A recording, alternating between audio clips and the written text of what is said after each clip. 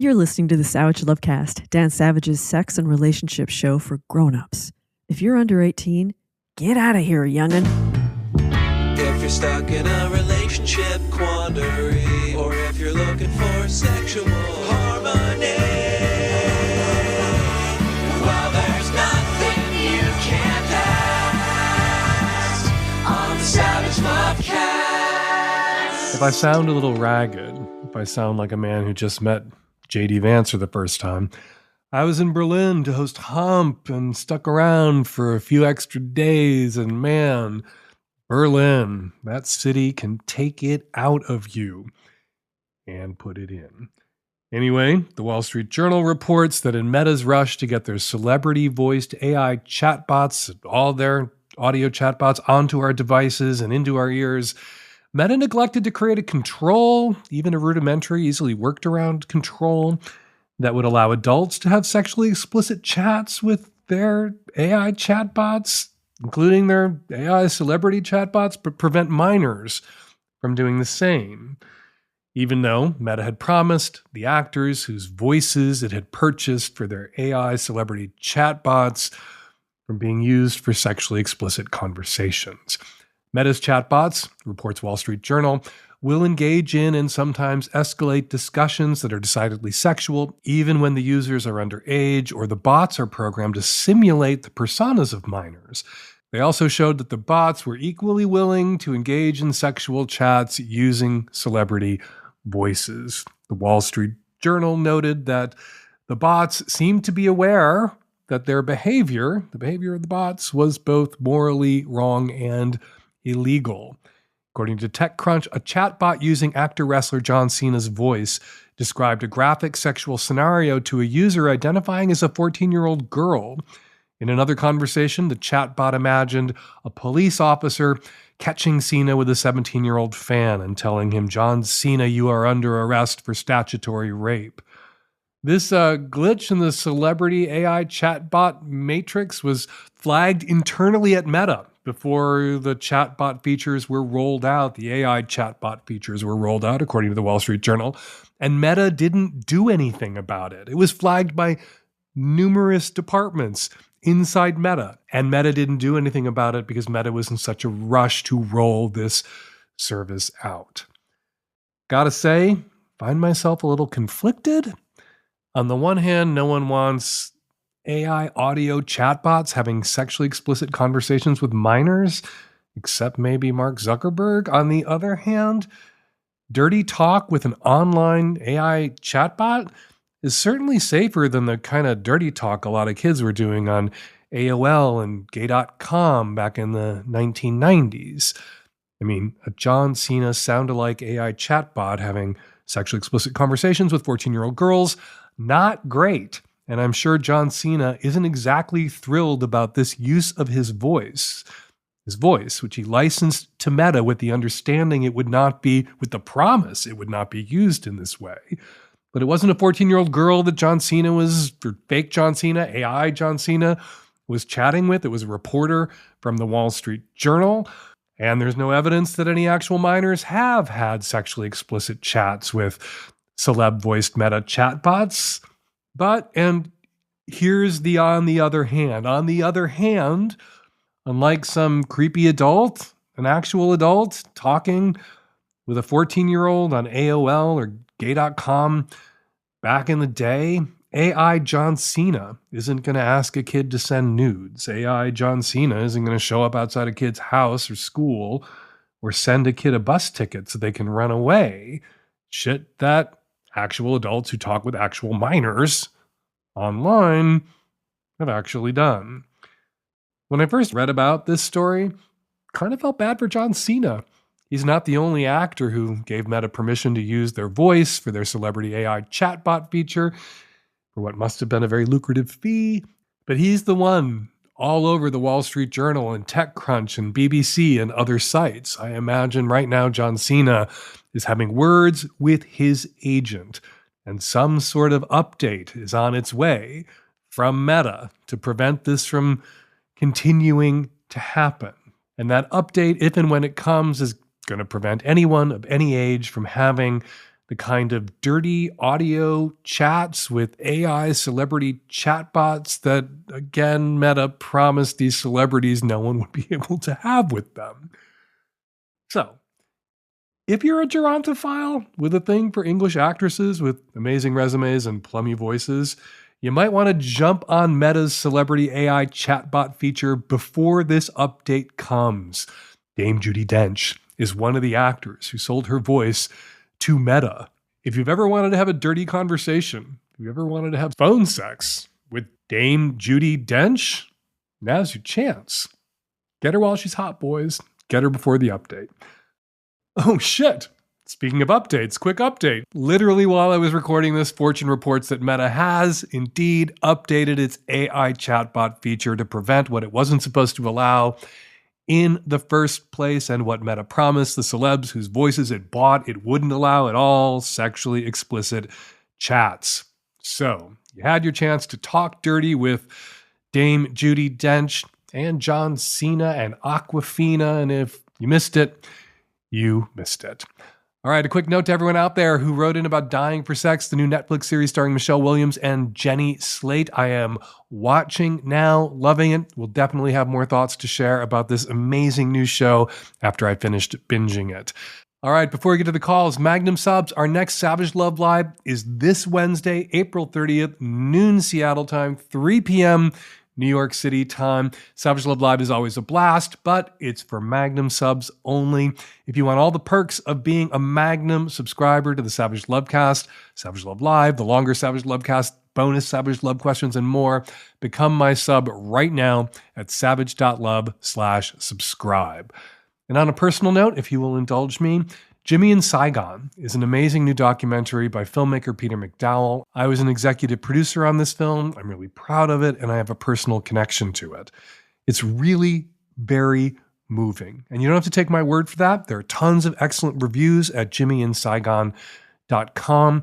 It's a story about a big brother who died in Vietnam, and the much younger brother, the baby brother, who decades later heads to Vietnam to find out what actually happened there to his brother, Jimmy. It's having its theatrical run at Cinema Village in New York City through May 1st. Tickets and showtimes at jimmyinsaigon.com. All right, coming up on today's show, On the Micro, a Canadian woman living in Europe feels a little left out when her pals start speaking to each other in their native tongues in languages she does not speak during group sex sessions. And we hear from another caller, a woman who's been invited to join a man's quote-unquote harem of sluts. That's not what her heart wants long-term, but the thought of being this man's slut kind of turning her on. So, does she listen to her heart or listen to her part? And in a new Afteraction report, Andrew and his husband went to a Jackoff club for men for the first time. How did they find it? It is all in this installment, a new installment of Afteraction Report. And coming up on the Magnum for Magnum subs, Dr. Debby Herbenick returns to the show. She's the author of Yes, Your Kid, What Parents Need to Know About Teens and Sex.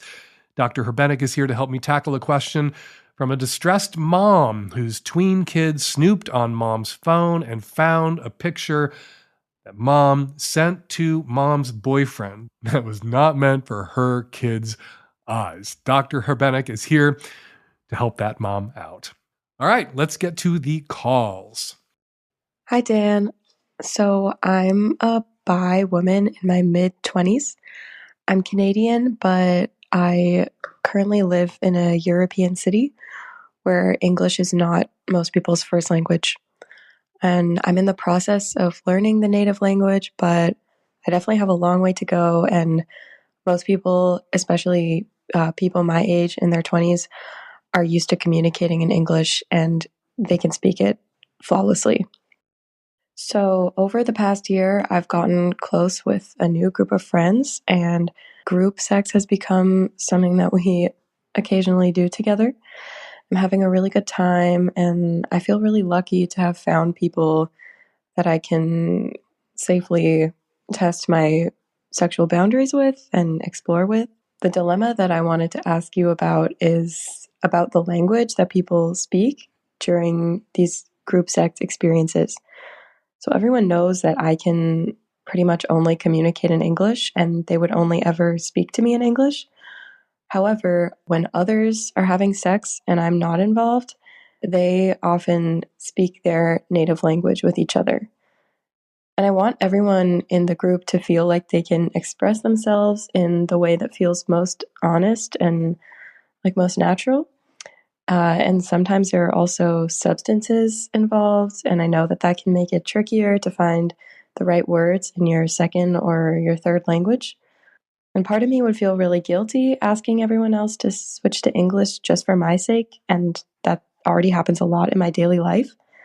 But at the same time, I can't help but feel left out sometimes when I know that everyone but me can understand the things that are being said in the room. So I think I need to either somehow get over this insecurity or figure out a way to address it in the group. So I was wondering what you would do in this situation and how you would go about either getting over it or addressing it. I'm visiting my boyfriend now in Europe, staying with my boyfriend in Europe, and I was at a dinner party last night. And I was the only English speaker, native. Everybody there spoke English to lesser or greater extent, some fluent, but I was the only native English speaker at the dinner party. There were like 10 of us there. 80% of the conversation last night was in German. I didn't feel badly used. I didn't feel like people were being, at the dinner party, including my boyfriend, were being rude or inconsiderate when they were speaking to each other in their native language in front of me. I got to make a game out of it when that happens, and it happens semi-frequently, because you know what? I don't want my boyfriend's friends, some of whom I count as friends of mine now, I don't want them to feel self-conscious about my presence. I don't want, especially some of my boyfriend's friends who aren't fluent in English, to feel burdened by my presence and having to speak English the whole time, while everyone's having a glass of wine and a beer. I just don't want my presence to make other people feel obligated to speak English or insecure about their English, especially when my German is so terrible / non-existent. So I want them to use whatever feels comfortable. And the way I entertain myself at those moments is by trying to pick out words here and there. And I picked up didn't pick up, I heard a lot of words. I was even able to follow a little bit of the conversation thanks to context clues. But I would never ask, and I wouldn't want my boyfriend's friends to only ever speak English in front of me, particularly if they're having a conversation about something that doesn't involve me. Now, this wasn't a group sex situation, far from it. A little birthday party for the boyfriend of a girlfriend of ours. Wasn't a group sex situation, but there were times when the conversation didn't revolve around me, times when I was brought into the conversation, and times when I just ate my food, drank my wine, and listened to try to get maybe just a little bit better at German and relied on context clues to follow the conversation. When you are having group sex with these people, your friends, they're careful to always use English with you when you are involved. Sometimes when it's just them, they switch to their native tongue. And this is the problem for you. You say that makes you feel excluded. No. What you need to do at those moments is relying on context clues. And I think if what you're watching are two people fucking or two or more people fucking, there are a lot of fucking context clues to enjoy and pick up on at that moment, is to start picking out those words. You say you're trying to learn the language rather than feeling resentful about being excluded at that moment when you're not involved, when you're not being actively excluded, but you're not included because whatever's happening in front of you is not happening to you or with you or for you. Do what I did at that dinner party last night. Listen for the words you recognize. Try to, through the context of the use of those words, attach them to the action that is unfolding in front of you. And maybe by association, figure out what the word on either side of the word that you just heard that you did recognize might mean. And then when you're pulled back into the action and everyone shifts to English, be grateful for what you have and not too demanding. You say, like, what do I do with this? What do I do with this? What I regard as kind of a non-problem. What do you do about this problem? Do you need to get over this insecurity or figure out how to address it with the group?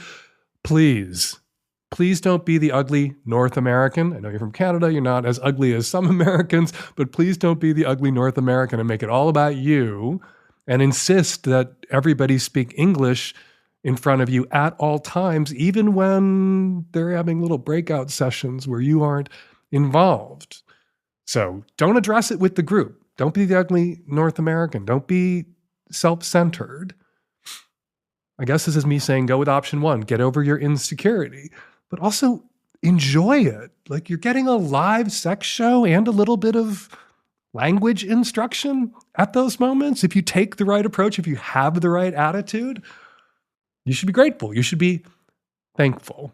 Don't make your new fuck friends and friends feel self-conscious about using their native tongue in front of you.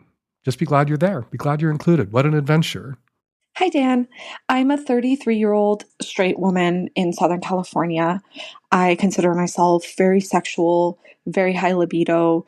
Recently, an old acquaintance reached out to me on social media to let me know that he has had a crush on me for a long time and wants me to potentially consider engaging in like a sexual relationship with him. He is in a polyamorous relationship with a woman and has been for a while, and she has a different primary partner. So that's their setup. And his thing is that he has different female friends that he has sex with outside of the relationship with his girlfriend. And he considers all the women that he has sex with like his sluts, and he wants me to be one of his sluts. And that's hot to me. At the same time, as plans are coming to fruition, I'm starting to feel like my deeply embedded societal puritanical upbringing just flaring up and feeling, treated casually and feeling that little ego feeling. And I think this might be a safe way for me to push the boundaries of my historical monogamy. I might never be fully able to be polyamorous, but I do think it's healthy to at least question it a little bit and try it. And I think this person might be a safe person to try it with. I can't tell how much of it is my gut saying, don't get involved in this, and how much of it is my judgy, inherent kind of monogamous worldview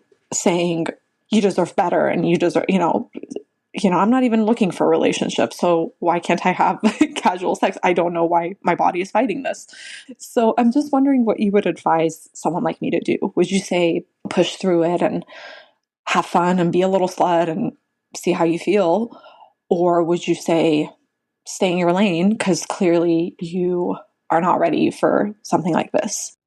Okay. If you love my show, if you've been a listener for a while, you know what I am going to tell you. So what I'm about to tell you is what you want to hear. Go be a little slut. Be his slut. Join his little slut harem and then see how you feel. You're not violating a monogamous commitment. You don't currently have a partner. You are stepping outside your comfort zone. You are transgressing against the monogamous values that were imparted to you in childhood, the monogamous standard for relationships that was hammered into you by the culture. Maybe being this guy's slut, maybe being one of them is the kind of transgressing against self-adventure that you will enjoy the fuck out of, that you will, if you wind up in a long-term committed monogamous exclusive relationship with someone else. That is not going to happen with this guy. You'll remember this adventure that you had with this guy years ago fondly. You will masturbate about it, maybe when you're having sex with your monogamous partner 15 years in. To help get you there, you will do what people in monogamous relationships and sometimes open relationships do. Close your eyes and remember something from your past to help get you over the edge. Maybe it'll be great and a spank bank resource down the line. Or maybe it'll be terrible. Maybe you will, the oxytocin will be released, the love hormone will sweep in, and you'll get jealous and irrationally angry. And then you'll know something about yourself that you don't know now, which is that you can't have these kinds of adventures without attaching, without wanting to upgrade or get on the relationship escalator with this guy who wanted to recruit you to be one of his sluts in his stable of sluts. And so this isn't the right kind of adventure for you. But there's only one way to find out if this is the right kind of adventure for you, and that is to risk having this adventure. Yes, your gut is sending you a warning, but your pussy is sending you a contravening message, which is you kind of want to do this. You had to listen to your call again to get to my response. Do you hear you giggling? Do you hear how excited you sound about what you may discover about yourself having this adventure? And again, you may discover this kind of adventure is wrong for you, but I suspect that you're going to discover that you are capable of more, enjoying more things, having different kinds of relationships. Doesn't mean ultimately in the end you don't want or won't want to wind up in a long-term committed monogamous relationship, but you are young and single and free, and the potential to fuck this hot guy in this hot way has opened up before you. And if you weren't open to it as a possibility, you would not have called this sex and relationship advice podcaster. You would have called some other sex and relationship advice podcaster. Go give this a try. And then see how you feel. However you feel. Good experience, bad experience. You want to keep fucking this guy for a while. You never want to see this guy ever again. You're mad at me. You're happy with me.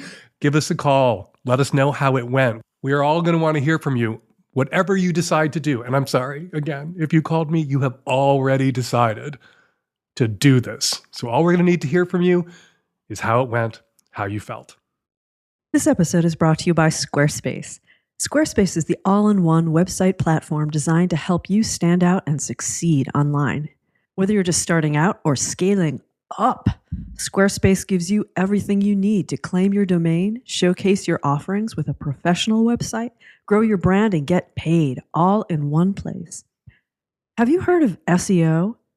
It stands for Search Engine Optimization, you little fool, and you totally need it to get people to discover your site. With Squarespace, every website is optimized to be indexed with meta descriptions, an auto-generated sitemap, and more, so you show up more often on people's search engines and bring in more of your ideal viewers. It's time to get serious with analytics. Make smarter business decisions with Squarespace's intuitive built-in analytics tools. Review website traffic, learn where to focus engagement, and track revenue from bookings, invoices, or product sales, all from one place. Knowledge is power, my friend. Cutting-edge design, super helpful help desk, built-in email tools. The list of products that comes with Squarespace goes on, and that's why we use it over here at Savage Love HQ. Head on over to squarespace.com/savage for a free trial, and when you're ready to launch, use the offer code SAVAGE to save 10% off your first purchase of a website or domain.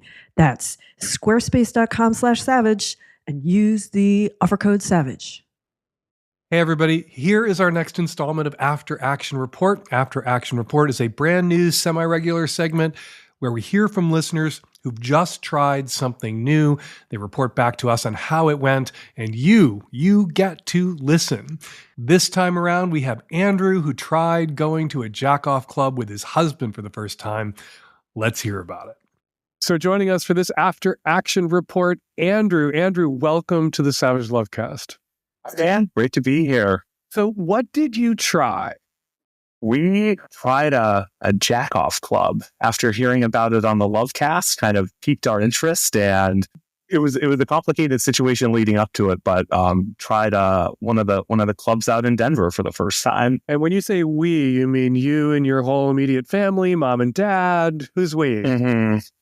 It was a family reunion. No, I brought my husband. I convinced him to join us after we attended basically the straightest wedding we had ever been to in our lives. It was a dear friend, but we were like the first gay people the extended family had like ever encountered. So we needed to cleanse ourselves through the act of communal masturbation. I have been those gays at that kind of wedding. I didn't wind up in a Jackoff club afterwards, but I see how that makes sense. I see the progression there. So you tried it with your husband. How did it go? it was really fun. Granted, I was the instigator, so he was a bit more nervous, but I was mainly excited because I wanted to show off how well endowed he was. So that actually made him a little nervous. I was like, "You're going to be a celebrity. It's going to be like moths flocking to the light." He was like, "I'm not sure I want that." But we went. It's a really cool space. It like feels like a locker room when you're going in, and then you basically get undressed and you go into a room where, there are like 30 guys just going at it in different permutations. So I think like for first timers, there was some just like initial shots like, whoa. But then it was really easy to get into. I think all of these spaces have pretty clear rules around like what's in and what's out, as well as consent. So that was really nice because it made it very easy to know what to expect. And I think for a first time experience like that, like managing some of the uncertainty was super helpful. So did your husband's dick land with the thud you hoped it would? It did. It basically came out, got hard, and then he was off doing his own thing, which is basically exactly what I wanted to happen. It was cool to see, and then like seeing him get into it was also really cool, just given how nervous he was up front. I was nervous too, but I was more excited. You had some idea what a Jackoff club would be like after listening to my interview with the guy who runs Seattle Jacks here on the show. Was there anything about the experience that was unexpected? Was there anything that surprised you? The amenities. So really nice lube, and then hot towels, which I thought was a really nice touch. But in all seriousness, I think like we were also nervous, like who's going to be there? What types of guys are going to be there? And it was really cool just seeing like the full gamut, like all ages, all sorts of races, all sorts of body types, people who wanted to do their own thing, people who wanted to be the center of attention. So that degree of fluidity made it really fun, and it was easy to kind of find a spot where like you could plug in and kind of be with guys that were looking for the same sort of thing. So what was it? Did you come? Did you ejaculate? Multiple times. Post-nut clarity when you're doing something for the very first time. This kind of new action, post-nut clarity, what was it like? Were you like, did you come to in this room and didn't know how to get the fuck out of there, or couldn't get out of there fast enough? What was post-nut clarity like in this circumstance? So I came with like a circle of guys around me just like watching and cheering me on. And like I had never been supported in that way before. So that was pretty unique. But then the post-nut clarity was essentially like, okay, give me 5 minutes and like I'm gonna go back at it. I'm going back in. We had a flight to catch, so we were watching the clock, and it was like, I think we can get one more load in each before we have to head out. Or one more load out. It was really fun. Yep, exactly. One more load out. Well, then you've answered my next question, which was, would you do it again? You immediately did it again. Immediately did it again. Would certainly do it again. I think it'd be fun to check out some of the other clubs in other cities. Like a lot of these clubs have pretty nice directories of other organizations. There's one in Palm Springs that's kind of catching our eye. So I think it's an interesting community. It's one we didn't really realize existed, and it's kind of a neat thing to add into the mix. It's fun because it's so low stakes. And no jealousy issues seeing your husband jacking off at? Did you jack off with? Did other men touch your dicks? Yeah, we each had kind of our own cruise. That was kind of fun. I mean, we kind of had a what to expect jealousy type conversation beforehand. I don't think we were worried about that. But it wasn't your first time. You guys are already open. You already had three-ways, or was this the first time you and your husband messed around with other men? We're kind of on that journey. That was kind of the beginning, but like we are going to the Holy Land in a couple of months, Berlin. So we kind of like want to work our way up to like, all right, like a club, like laboratory or something like that. Call it lab. Just call it lab. No one calls it laboratory in Germany. You want to fit in when you get to Berlin, just call it lab. We won't fit in, but last that's fine. Last question in this Afteraction report. Any advice for someone out there, obviously somebody male or male identified, probably with a penis, who wants to try this thing that you and your husband just tried together? Any advice? I think it's really easy to psych yourself out of it. So, obviously listen to yourself, but if you have that curiosity, that's all you need. Give it a try. Like, I think, like I said, you'll find a niche to fit in. not everyone's like hard all the time. Not everyone's going at it all the time. So I think people who are worried about like, what if I can't keep it hard? What if I don't come? Like, no one's keeping score. So give it a shot. And go with a friend. I always think it's better to go somewhere with a friend to have even if the posse is just you and one other person. Would you have felt more awkward or uncomfortable doing this for the first time if you'd been solo? Definitely more hesitant. It was nice having someone to go with, and it was actually really hot seeing people who were friends there, like more platonic. Like that was really cool. And if you got nervous, you could always run and hide behind your husband's enormous penis. Exactly. That's my usual coping mechanism. Andrew, thank you so much for joining us for Afteraction Report. I'm glad this new experience worked out so well for you and your husband, and I hope you guys have a blast at lab. And maybe I'll send you an email privately with some of my lab recommendations. Please do. Thanks, Dan. All right. Thank you, Andrew. Thank you, Andrew, for coming on Afteraction Report. You listening right now, if you've tried something new, whether it was a good or bad or unexpected or boring or super weird experience, tell us about it. Email us at q@savage.love with the subject line Afteraction Report, and you could be our next Afteraction Report guest. Hey, it's Dan. Ever wonder if people can actually change for the better in life, in love, in relationships? That's the big question this season on Love Letters, a podcast from the Boston Globe, hosted by advice columnist Meredith Goldstein. Guests share real stories from their lives. There's one about a man who realizes that video games have changed the way he dates. There's another about a woman who says she became someone new when she picked up and moved to Italy. One of my favorites is about a couple that finds that a specific kind of therapy changes their whole marriage. On each episode of this season's Love Letters, Meredith brings listeners real stories of transformation, resilience, and growth. You'll hear from people navigating major life shifts, mending broken relationships, and discovering what it takes to feel better. And again, finding out if they can change. So get ready to laugh, cry, and maybe even feel inspired to make some changes of your own by listening to or watching the new season of Love Letters from the Boston Globe, available wherever you get your podcasts. Hi, Dan. This is a pansexual, cisgendered woman in late 20s living on the West Coast. I have this wonderful partner that I dated for about 4 months. We've known each other about a year. And we're open and poly, and he left on a long-term work trip.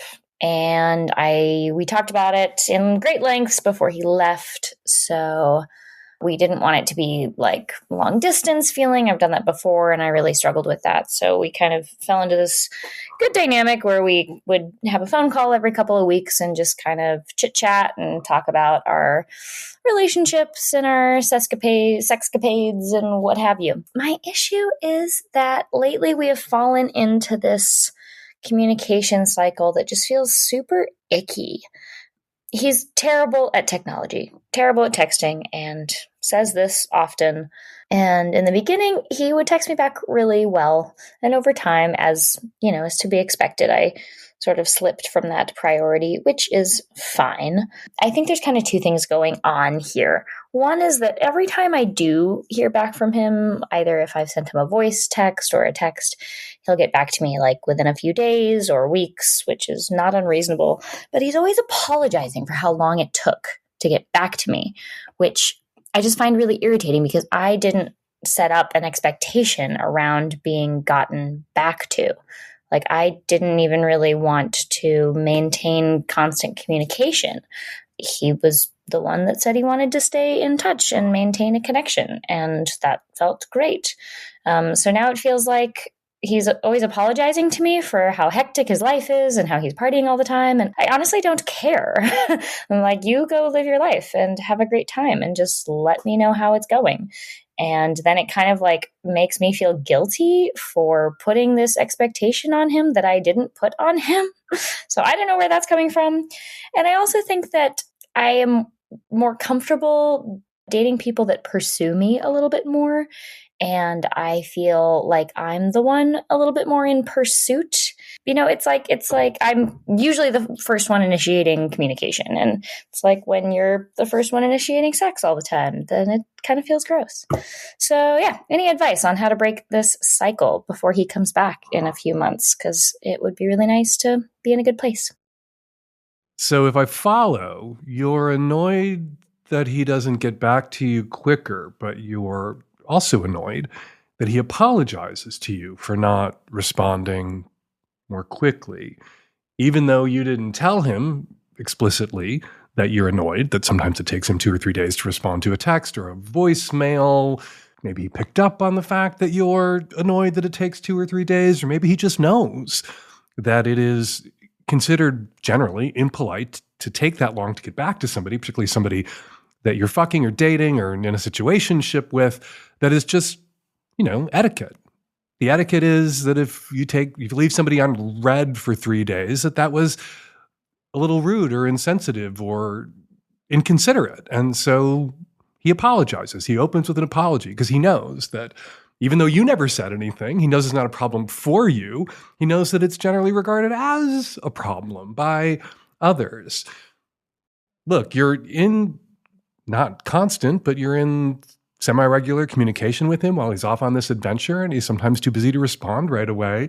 And when he does respond, he sometimes opens with that perhaps rote apology that you are self-conscious about receiving because you didn't ask for it. So there, you have something to text with him about. Say, hey, I love to hear from you. Whenever you have a moment and you think of me, you can send me a text.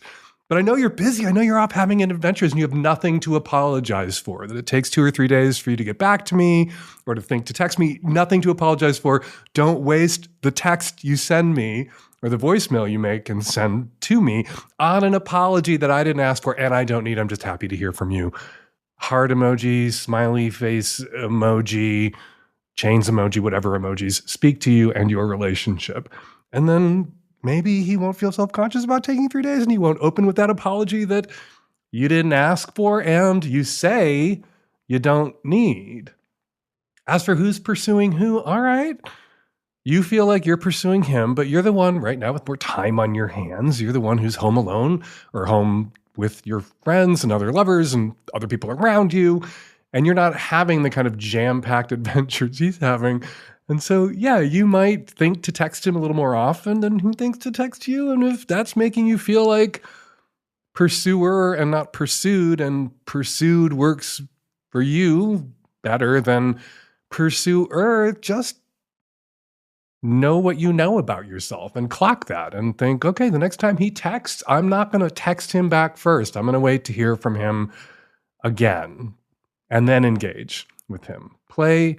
I don't want to call that a baby game because I don't think that's a baby game. That's just kind of setting the conditions of your interactions in a way that you know work for you erotically, and that benefits him as well, once he gets back in a couple of months, which isn't, speaking as somebody in a long-distance relationship, isn't that long to wait to see him again? And it sounds like things were easier, breezier when you two were in the same place. And so easy breezy is coming back, and I think in his absence, you're overthinking his text messages and overthinking and putting too much weight on these apologies that he's sending you, and then taking offense at the apologies that he's sending you because he didn't ask for those apologies. I'm here to tell you that kind of apology when somebody sends you a text 3 days after you texted them, or a couple of days, or even 10, 12 hours after you texted them, standard texting etiquette, particularly with people you're dating or people you're in love with or people you're in relationships with or people you're married to.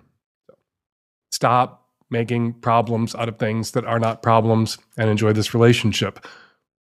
All right, time for listener feedback. First up, a few comments about last week's show from the very lively comment threads at savage.love. Dr. MMK jumped into the comment thread this week to rob me of something precious, a data point that seemed to confirm, but might not actually confirm, one of my most cherished priors. Evolutionary scientist here, Dan, Let's retire the idea that copulatory vocalizations, which I've been howling about on the show a lot lately, let's retire the idea that copulatory vocalizations are about attracting other males for better genes. This isn't what's going on with chimps, and applying the chimp context to humans is messy and problematic. And Dr. MMK goes on at great length to explain what's messy and problematic about that theory in a very persuasive post. It's an epic comment, way too long for me to read here, but I wanted to highlight it and invite listeners who aren't yet jumping into the comment threads to go and read that one and all the others, but that one in particular. Says no cute name. Being into fisting doesn't automatically make one a liar and a cheat. I kind of love that comment just hanging there out of context, but here's the context. A caller met a new boyfriend at a group fisting play party when he was in a sling, and then that caller got a little bent out of shape when his new boyfriend fisted some other guy behind his back after promising to be monogamous to him and his hole. Now, I agree that being into fisting doesn't make someone a liar and a cheat. Some of the finest men I know are into fisting, but I still do think that expecting monogamy from someone you just met at a fisting party is a little delulu, as the kids were saying pretty recently. Now, no one should deceive or mislead anyone, of course, but we shouldn't deceive or mislead ourselves either. Says Tipsy Pilgrim, first-time commenter. Welcome to the commentariat, Tipsy. About both the orgasm faker and the new relationship person pining for their ex calls last week. Is it really so hard just to be honest? I, for one, much prefer to have a partner that can admit when they haven't climaxed or when they still have feelings to work through about their ex. It's not necessarily a problem in either case, though it's great to know and talk through if needed. All right, I agree about honesty where orgasms are concerned. Like I said in a recent response in Savage Love the column, I've been faking it is something a man should be able to hear without falling apart, and straight men should be able to wrap their heads around why a woman might fake an orgasm with a new partner and then feel obligated to keep faking orgasms.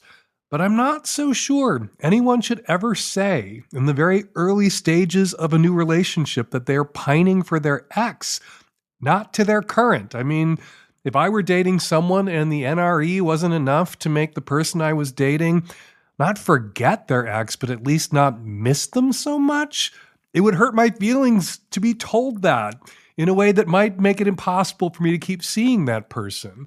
Not for having an ex they're hung up on, but for hurting my feelings needlessly.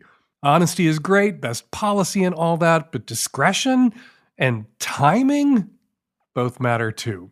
All right, for more listener comments, go to savage.love, click on the latest Lovecast or column or struggle session, scroll down to the bottom where my readers and listeners share their thoughtful comments and observations, and sometimes, every once in a while, have better advice for a caller or reader than I do. Check out the comments, join the convo now at savage.love. And now, some of the voicemails Savage Love listeners left on our answering machine this week about last week's show. Hey, this is for the woman who called in with her wife, and they have threesomes with guys, and she feels bad because the guys always give her wife more attention than they give her. I think some simple communication could help here with the guy. It would be pretty awkward for you, the caller, to say, hey, you need to give me more attention. So why don't you have your wife get in touch with these guys? You're meeting them online or whatever. Just have your wife send them a message and be like, hey, listen, you really need to give us both roughly equal attention. And I think most guys would be perfectly fine with that, and it's quite a reasonable request. This is a call in response to episode 964 to the person who is asking people out and not getting any luck. I think that what Dan said was okay, but I think it missed a really key component that a lot of people who are asking people out are striking out the vast majority of the time, regardless of how attractive they are. If you look at especially cishet white men, they don't really let the rejections get them down. They just kind of keep going. Now, some of them take it too far and they don't take no for no, but the energy of being persistent and, all right, this woman didn't like me, I'm going to move on to the next one. That's something that you might have to embrace a little bit, that you're just going to strike out. And so you just get up and keep going. If you don't like that, then I think what Dan said is really important. Like, use Hinge, use the dating apps if you don't really like this sort of striking out aspect of things. I think that what Dan said about being outside of unconventional attractiveness might still be a factor, but I also want to really emphasize that no one is scoring the majority of the time. Most people, the majority of the time, strike out. Hi, Dan and the tech-savvy at-risk youth. This is a 30-year-old straight woman from the Bay Area calling with kind of a lighthearted, funny, cautionary tale. For Valentine's Day, my 70-year-old grandma decided to send her 13-year-old grandson candy from Amazon. No big deal, totally normal. But a few weeks later, she proceeded to purchase some vibrators and dildos from Amazon for herself. And she did not check the address. So she sent the sex toys to her 13-year-old grandson instead of her own address, which led to her 13-year-old grandson opening a package full of dildos from his grandmother, and my aunt having to have a very awkward conversation about how everyone experiences pleasure and grandma and grandpa are still having sex. So I just wanted to give everyone a good laugh and, remind everyone, especially when you are ordering sex toys, to make sure you check the address. And we're going to leave it there. Got a question for me? Go to savage.love/askdan to record and upload your question, or make a voice memo and email your question or your comment to q@savage.love, or you can call us at 206-302-2064 and leave us a message on our answering machine. Savage Love Live this Wednesday, April 30th, noon Pacific. Become a Magnum sub right now at savage.love so you can join us at the show. New York City, Albuquerque, Minneapolis, Bremerton, the Hump 2025 Spring Tour. Hump 2025 Part 1 is in you this weekend. For showtimes, tickets, and to watch the trailer, go to humpfilmfest.com. Follow me at Blue Sky at Dan Savage. Follow me on Instagram at Dan Savage and Threads at Dan Savage. Follow Dr. Debby Herbenick at Debby Herbenick on Blue Sky and get her books, including Yes, Your Kid, and learn more about her work at debbyherbenick.com. The Savage Lovecast is produced every week by Nancy Hartunian and me and the tech savvy at-risk youth and Nancy. We will all be back at you next week with another installment of the Savage Lovecast. Thank you for downloading.